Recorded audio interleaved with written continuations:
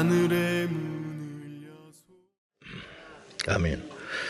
2026년 우리가 새해를 이제 맞이했습니다. 성도인 우리는 세상 사람들과 달리 무엇으로 이 새해를 시작하면 좋을까 하며 오늘 말씀을 함께 묵상하기를 바랍니다. 당연히 우리는 하나님이 기뻐하는 게 뭔가를 보니까 믿음을 기뻐하신다. 히브리서 11장에 보면 하나님이 기뻐하시는 것은 믿음이다. 그러니까 이 믿음을 기뻐하는 건 뭐냐면 우리 안에 다른 선한 것을 찾을 수가 없어요, 사실은. 우리가 거룩하게 말도 행동도 하지만 우리의 속은 다 썩어 있어요.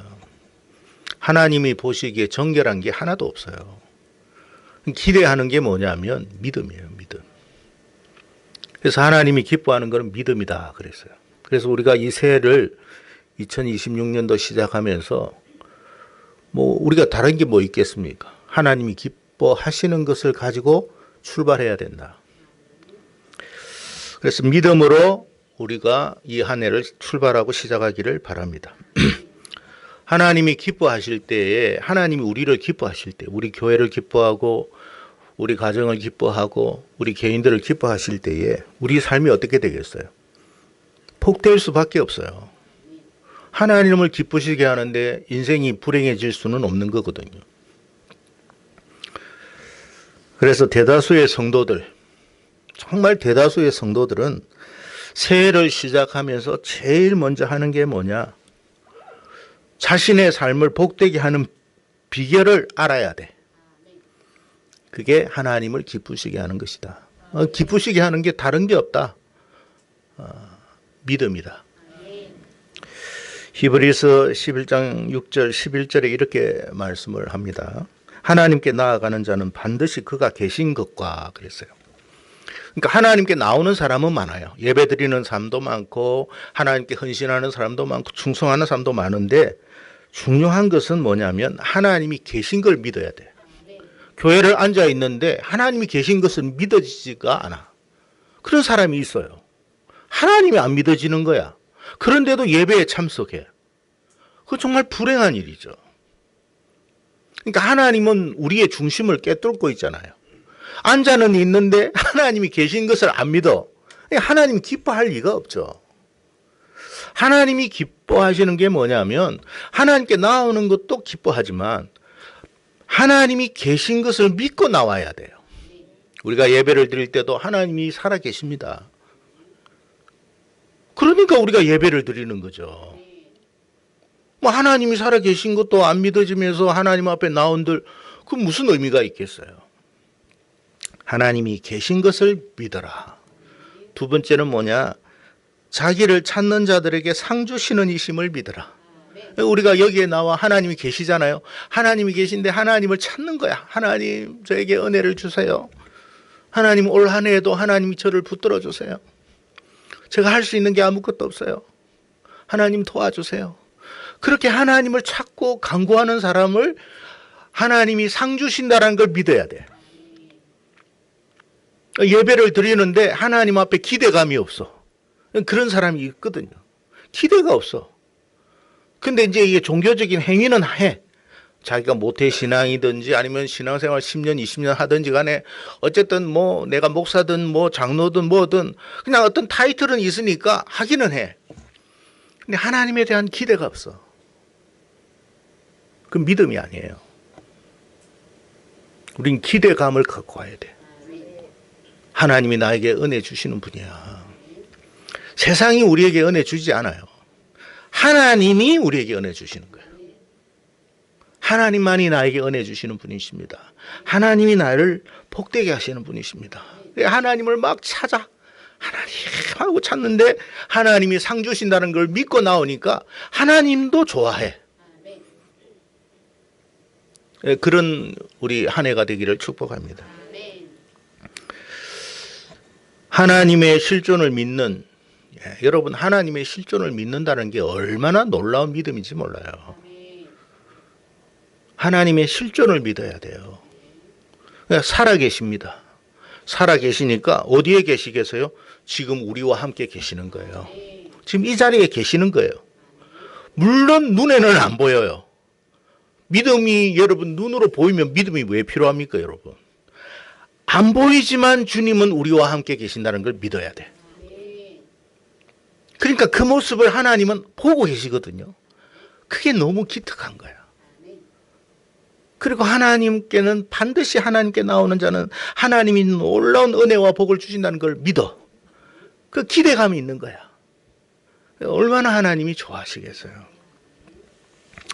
오늘 본문은 우리가 잘 아는 10명의 문둥 환자, 우리가 성경에는 지금 나병 환자라고 이야기를 하고 있습니다만, 저는 개인적으로 나병 환자라고 번역한 것보다 문둥 환자라고 번역한 걸 더 좋아합니다. 전 개인적인 이야기예요. 왜냐하면 나병이라고 하면 지금의 현대의학으로는 치료가 돼요. 그럼 지금 의학의 치료가 되는데 하나님께 왜 나오겠어요? 그냥 병원에 가버리지.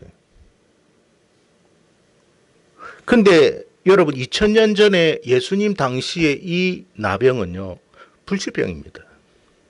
문둥병이라는 거예요.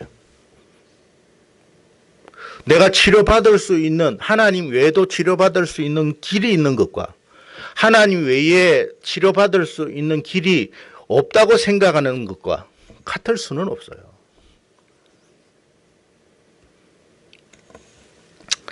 어쨌든 예수님 당시 문둥병은 전혀 사람이 치료할 수 없는 병이에요. 불치병이에요. 이 병 때문에 사회로부터 격리가 되고 가족으로부터 격리가 돼요. 그러니까 병도 고통인데 관계가 끊어지니 그 고통이 얼마나 크겠어요. 우리가 어제 오백원 집사님 요양원에 갔는데 우리 집사님의 얼굴 표정이 참 깨끗하고 맑지만 요양원에 계신 분들의 모습은 다 그렇잖아요. 가족으로부터 사회로부터 단절된 거잖아요. 어떻게 보면 얼굴에 희망이 없어요. 불치병인 나병은 더 하겠죠. 그러니까 여러분 육체적인 병에 대한 고통도 고통이지만 심적인 고통은 더 큰 거예요. 가족이 찾아오지 않아요. 가족이 나를 버렸다고 생각해 봐요. 그 고통이 얼마나 크겠습니까, 여러분? 그러니까 완전히 고립된 거죠. 어쨌든 이 문둥병 10명이 주님을 찾아왔어요. 그리고 자신들의 문제를 해결해 달라고 호소하고 있습니다. 자, 이 모습을 우리는 이렇게 생각해야 돼요. 2026년 새해를 맞이한 우리의 모습. 왜? 지금 우리도 문제를 안고 있잖아요. 2025년부터 이어온 문제가 2026년에 이어오면서 끊어지고 없어졌으면 다행인데 계속 이어오고 있잖아요. 문둥병도 마찬가지잖아요. 계속 이 문제가 우리를 짓누르고 있어요. 그래서 2026년도를 지금 시작하고 있는데 어떤 사람은 오늘 본문의 말씀처럼 육체적인 질병의 문제를 안고 있는 사람도 있고 어떤 사람은 경제적인 어려움의 고통을 안고 있는 사람도 있어요. 말은 안 해요.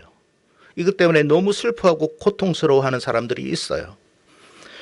뿐만 아닙니다. 어떤 사람은 차마 누군가에게 밝힐 수 없는 그런 문제로 고통을 당하는 사람도 있어요. 그렇게 새해를 우리는 맞이했습니다.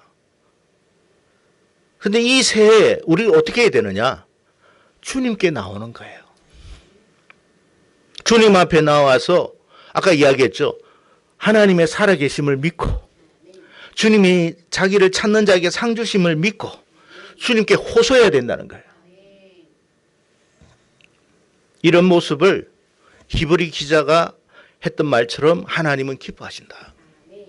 2026년도 우리가 여러분 기댈 것이 많아가지고 교회를 안 찾고 주님을 안 찾고 세상에 나와가지고 이렇게 지금도 시간을 보내는 사람이 있겠죠. 그런 사람을 주님이 기뻐할 일은 없어요. 근데 정말 주님밖에는 답이 없어요. 이 문둥병 10명이 다른 데 답이 있었으면 주님께 나왔겠습니까? 우리도 마찬가지라는 거예요. 나는 주님 외에는 답이 없어요. 해결할 길이 없어요. 주님 좀 도와주세요. 그런 마음으로 이 한 해가 시작되기를 축복합니다. 주님께서도 말씀하셨어요. 마태복음 11장 28절. 여러분 잘 아는 말씀이죠. 수고하고 무거운 짐진 자들아, 다 저쪽으로 가라 그랬습니까? 다 내게로 오라고 그랬어요. 10%만 와. 그것도 아니에요. 한국 사람만 와. 그것도 아니에요. 다 내게로 와라. 제한을 두지 않았어요. 경제적인 문제는 나에 해결할 수 없고 다른 문제만 가지고 와. 그것도 아니에요. 모든 문제에 대해서 다 가지고 와라 그랬어요. 내가 너희를, 누가요? 주님이 우리를 쉬게 할 것이다. 진짜 쉼은 주님이 주는 거예요. 시편 55편 22절 시편 기자도 말합니다. 너의 짐을 여호와께 맡기라. 인생이 여러분 막 힘들고 고달픈 이유가 뭐냐면 하나님께 짐을 맡기려고 하지 않아. 여러분 이 시편 기자가 55편의 말을 했는데 누구예요? 이 사람이 불교인이에요?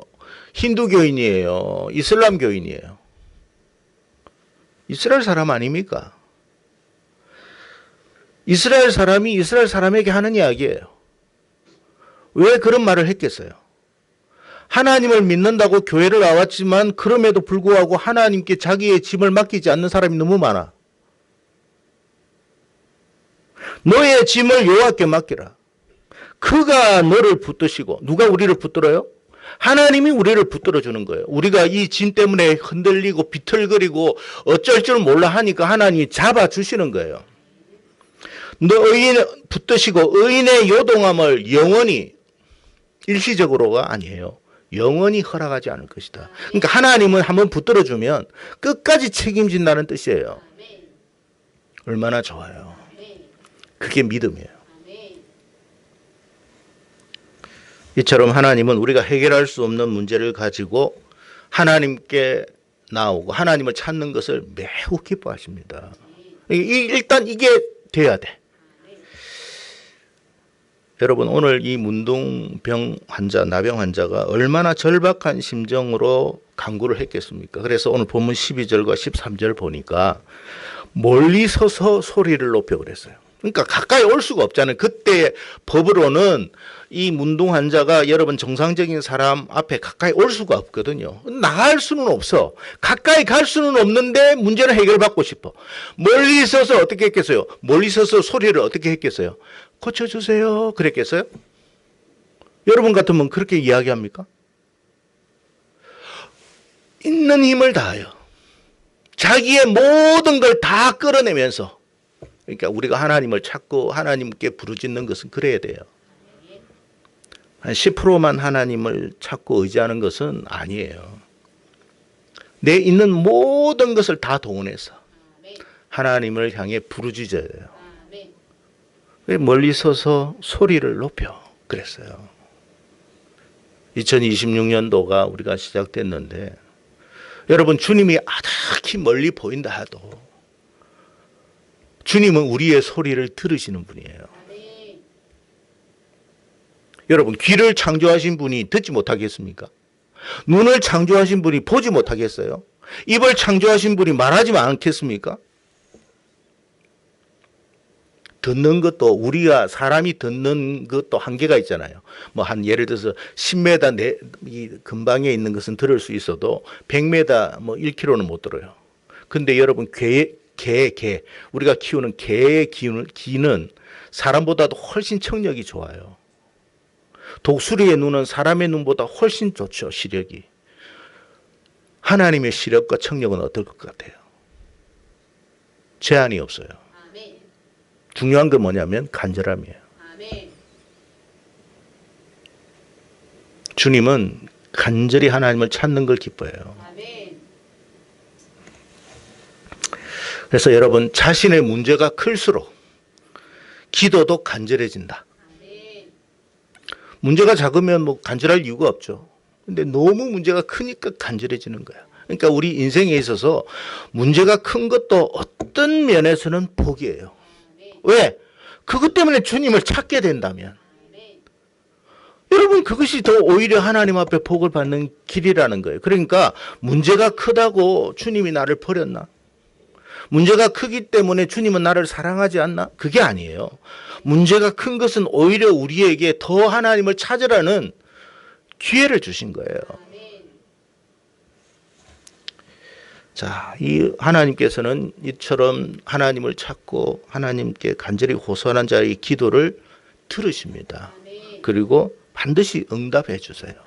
그러니까 여러분 올 한 해 시작하면서 내가 하나님 앞에 기도를 했는데 하나님이 듣지 않으면 어떡할까? 그 생각부터 내려놓으세요. 하나님은 다 들으세요. 그리고 응답하십니다. 그래서 여러분 2026년도까지 우리가 여기 오면서 문제가 산더미처럼 쌓여서 해결하지 못한 그 모든 고통의 문제도 주님께 나아가야 돼. 주님은 해결할 수 있다. 주님은 풀 수 있다. 그게 믿음이에요. 오늘 구원의 3박자라고 그랬잖아. 첫 번째 박자가 뭐냐? 믿음으로 하나님을 간절히 찾아라. 네. 자, 만약에 우리가 한번 가령 예를 들어 봅시다. 이 문둥 환자 10명이 주님을 안 찾았다면 이 문제가 해결되었을까요? 될 리는 없죠. 주님을 안 찾는데 어떻게 해결되겠어? 그래도 감사하게도 이 사람들이 다 주님을 찾았다는 거예요. 그래서 자, 여기서 50%만 해결받았습니까? 아니면 70%만 해결받았습니까? 여러분 주님을 간절히 찾은 자는 다 해결받았다고 되어 있잖아요. 주님은 100명이 혹은 1000명이 10,000명이 온 인류가 다 호소해도 주님의 능력은 제한이 없어요. 다 풀어갈 수 있는 분이에요. 감사한 일이죠. 그래서 간절히 주님을 찾고 의지했더니 놀라운 은총이 이어졌어요. 그래서 그들의 문제가 해결되었다라고 말씀을 하면서 이 성경이 끝나면 아 그렇구나라고 할 텐데 그게 아니더라는 거예요. 여기에서 그 말씀은 그치고 있지 않아요. 자, 그게 뭐냐면 주님께 나와서 간구함으로 자신의 문제를 해결받은 사람은 전부였고 많았지만 그 이후에 어떤 태도를 보여주고 있느냐에 대해서 주님은 계속 말씀하고 있다는 거예요. 그러니까 여러분 우리가 두 번째는 뭐냐면 첫째는 믿음으로 주님을 찾고 간절히 주님께 나와야 돼. 그리고 문제가 해결되면 거기서 끝나면 된다 안 된다? 안 된다는 거예요. 그럼 두 번째는 뭐냐? 여러분 인류 역사가 시작되면서 주님을 찾고 주님께 나와 주님께 간구했던 사람은 엄청 많았을 거예요. 그리고 자신의 문제를 다 해결받고 벗어난 사람 많았습니다. 2026년도에도 여전히 이런 사람들은 많을 거예요. 자기에게 나와가 주여 부르짖고 주여 내 문제 좀 해결해 주세요 해가지고 해결받았어. 그런 사람은 많아. 근데 여러분 우리는 거기에서 그치면 안 돼요. 두 번째는 뭐냐? 받은 은혜에 대해서 반드시 감사해라. 뭐 해라고요?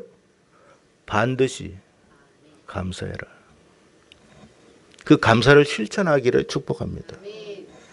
여러분 우리가 하나님께 감사한들 뭐 하나님 무슨 유익이 있겠어요? 착각하지 마세요. 뭐 감사하라고 하니까 뭐 하나님이 뭔가를 바라나? 감사가 바라는 게 아니죠. 감사는 당연한 거죠. 우리가 주목해야 할 말씀은 19절이에요. 우리 한번 다시 읽어봅시다. 시작.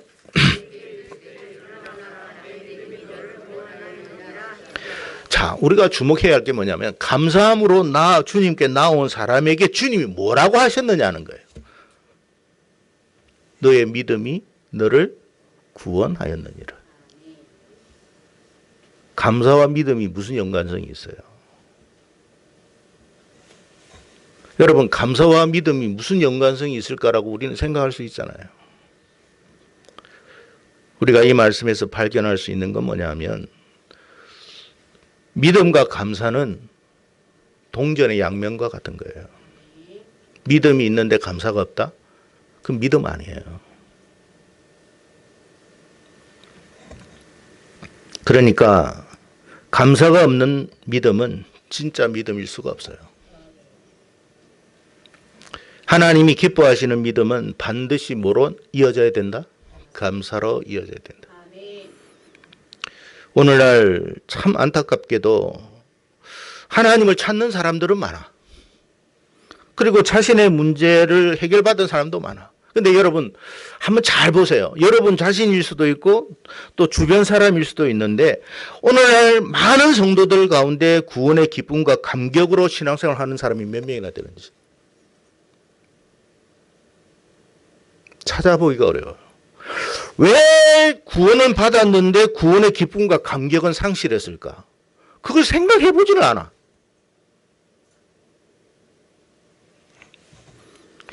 분명 구원을 받았잖아요. 우리가 주님께서 구원을 줄까 말까 하면서 구원을 하신 게 아니잖아요. 주님은 구원을 하셨어요. 그런데 구원을 받았는데 기쁨과 감격은 없어요. 왜 그럴까? 그래서 여러분 믿음 생활하면서도 구원의 기쁨과 감격으로 믿음 생활하는 사람을 찾기가 어려워요. 이런 현상은 뭐냐면 구원의 문제가 있는 게 아니에요. 우리가 받은 은혜에 대해서 하나님께 감사하지 못한 우리의 태도 때문에 나타난 현상이에요. 성도 여러분, 받은 은혜에 대한 감사가 없는 자들에게는 구원의 기쁨과 감격도 없어요. 오늘 한 사람이 나왔을 때 기쁨으로 나왔잖아요. 감사함으로 나올 때 그 기쁨은 우리의 삶 속에 이어지는 거예요. 은혜는 많아. 은혜가 없을까요? 은혜는 많아요. 그런데도 감사가 없어. 그러니까 감사가 없다 보니까 구원의 기쁨도 없고 감격도 없어. 한번 물어봅시다. 구원의 기쁨과 감격이 없으면 신앙생활을 지속할 수 있을까요? 없을까요? 못해요. 그래서 중간에 신앙생활을 포기하는 거예요.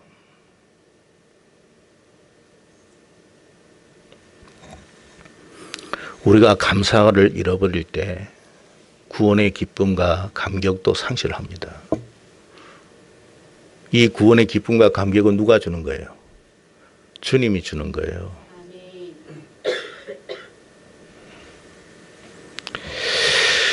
여러분 당면한 문제는 해결받았는지 몰라도 주님과 천국까지 동행하는 그 구원의 길까지 지속할 수 없음을 알아야 돼요. 여러분 우리의 신앙생활이 감사함으로 이어질 때 계속해서 우리가 하나님께 나아갈 천국까지 나아갈 수 있는 그 신앙의 원동력이 계속 우리 안에서 발생하는 거예요.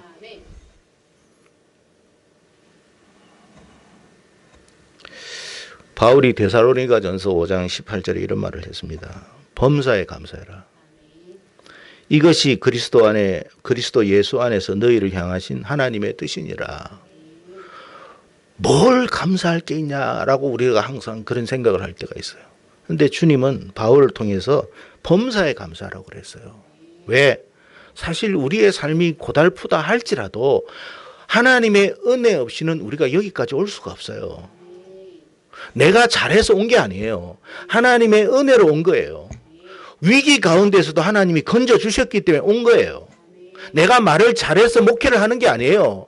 말을 시원치 못하게 해도 하나님이 은혜 주시니까 여기까지 온 거예요. 저보다 잘하는 사람 너무나 많아요. 그런데도 목회는 할 수 있는 게 아니에요. 하나님이 은혜 주셔서 한 거예요. 그래서 우리는 감사해야 되는 거예요. 감사할 때 뭐가 온다고요? 구원의 기쁨과 감격이 계속해서 우리 안에서 솟아나기 시작하는 거예요. 그것으로 또 하는 거예요. 그것으로 또 하게 되는 거예요.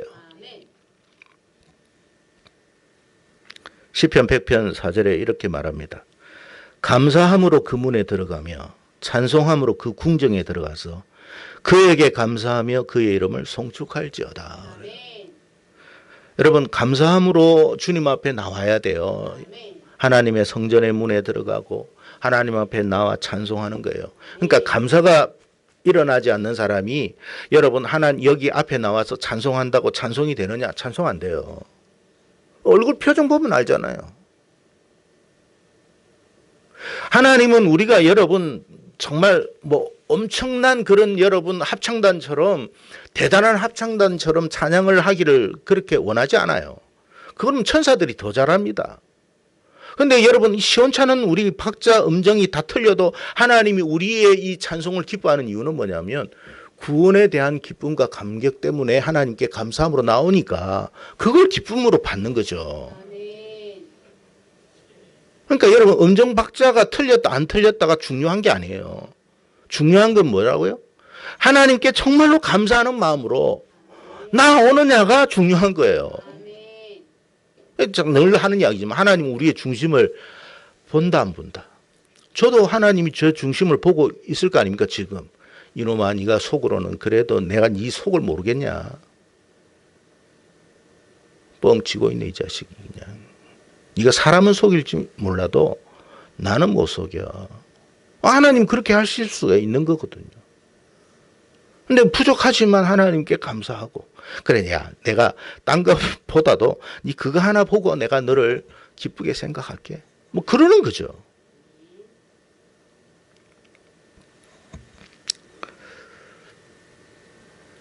여러분 우리가 받은 은혜에 대해서 감사하지 못하게 될 때 어떤 일이 발생하느냐 하면 감사가 사라지는 순간 그냥 감사만 사라지는 게 아니에요. 우리의 입술에 원망과 불평이 쏟아져 나오기 시작해요. 범사에 감사하라는 것은 우리 안에 있는 이 죄성, 아직도 우리가 구원을 받았지만 이 썩은 육체는 가지고 있잖아요. 이 육신의 정욕은 있거든요. 근데 이 육신의 정욕은 안 가르쳐줘도 원망과 불평이 그냥 나와. 이 원망과 불평을 우리가 여러분 잠재울 수 있는, 잠식할 수 있는 길은 뭐냐? 감사밖에 없어요.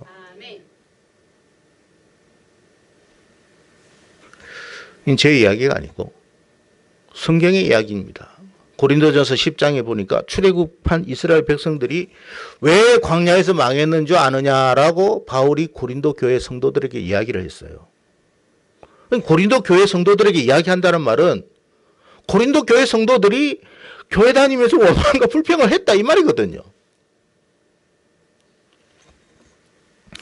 출애굽한 이스라엘 백성들이 왜 광야에서 망했느냐? 그들이 원망과 불평을 했기 때문이다.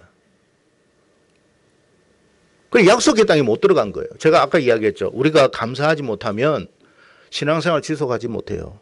신앙생활 지속하지 못하는 것으로 끝나는 게 아니라 우리 속에 왜 못하느냐? 원망과 불평이 계속 나오는 거야. 자, 물어봅시다. 출애굽한 이스라엘 백성들이 하나님이 날마다 뭐 줬어요? 만나도 줬고 메추라기도 줬잖아요. 아, 저 단백질이 부족하니까 메추라기도 좀 줘야 되겠다. 탄수화물이 부족하니까 만나도 좀 줘야 되겠다. 그리고 반석에도 물도 주고 그렇게 했잖아요. 그런데도 먹으면서 불평했잖아요.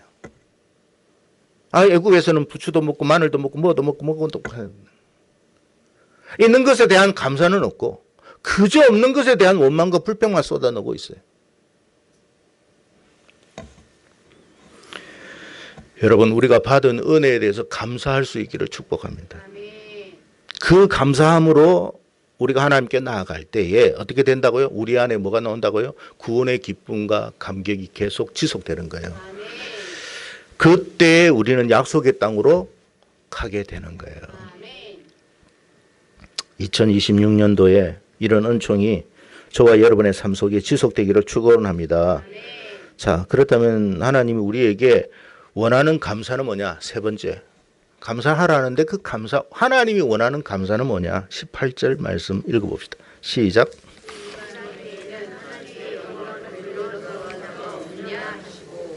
하나님이 원하는 감사는 하나님께 영광 돌리는 거예요. 내가 잘해서 그렇다. 내가 열심히 했지. 아우, 내가 부지런했더니 이런 결과가 나왔어. 아니에요. 모든 게 하나님의 은혜요. 하나님이 영광 받아야 할 일입니다. 하나님이 드러나야 돼. 누가 드러나야 된다고요? 세상에 믿는 사람은 많은데 하나님 영광 드러내는 사람은 없어요. 전부 다 자기 잘났대. 여러분 우리를 여기에 있게 하신 이유 그분이 하나님이시에요. 하나님의 은혜 없이는 우리는 있을 수가 없어요. 그래서 여러분 하나님의 살아계심을 믿는다는 게 뭐예요? 내 모든 삶 속에 하나님이 함께 하셨다는 것을 믿는 거예요. 내가 열심히 했지만 그 열심으로는 이 일을 이룰 수가 없어요. 하나님의 도우심의 손길이 있었기 때문에 가능합니다. 그러니까 나의 열심이 아니라 하나님의 은혜입니다라는 것을 하나님 앞에 드러내는 거예요. 모든 사람 앞에 드러내는 거예요. 여러분 사업 잘 됐을 때 여러분이 잘해서 한 겁니까? 그러니까 하나님 앞에 11조를 제대로 못 드리는 거야. 내가 잘했는데. 그런 11조는 하나님 받지도 않아요, 여러분. 아무나 여러분 하나님이 받는 줄 아세요? 받을 만한 걸 받는 거예요. 우리 거 안 줘도 하나님은 부자예요, 여러분. 아니, 세상 모든 게 하나님 건데 뭐.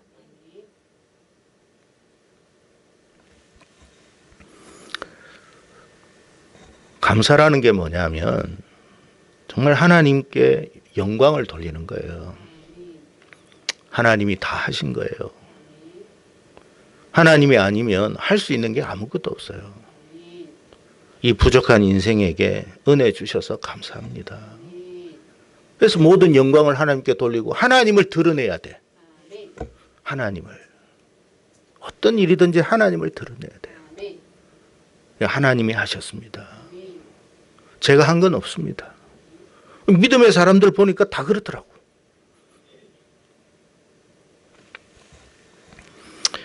우리가 하나님을 예배하는 것도 결국 감사함으로 하나님을 예배하고 하나님의 영광을 드러내야 돼요. 우리가 헌신하고 봉사할 때도 감사함으로 하나님께 감사하고 예배하되 하나님의 영광을 드러내야 돼요. 하나님이 하셨습니다. 2026년도 하나님이 영광 받는 한 해가 되기를 바랍니다. 하나님이 그런 교회를 좋아하고 그런 성도를 좋아하지, 아니 지 잘났다고 하는 교회와 성도를 뭘 좋아하겠어요? 그 이름만 교회고 성도일 뿐이지. 그래서 오늘 본문을 통해서 구원의 삼박자에 대한 말씀을 함께 나눴습니다. 세 가지 기억하기를 바랍니다. 첫째, 우리가 안고 있는 모든 문제에 대해서 염려하지 말고 믿음으로 하나님께 나와 간구하십시오.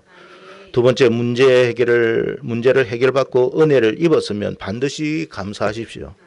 셋째는 우리의 감사는 모든 영광을 누구에게? 하나님께 돌리는 삶을 실천해야 된다. 이 세 가지가 오늘 2026년 한 해 첫 시작을 하는 주일로서 우리 모두에게, 정결한 교회 성도들 모두가 명심하며 걸어갈 수 있는 그런 말씀이 되기를 주의 이름으로 축복합니다. 기도하겠습니다.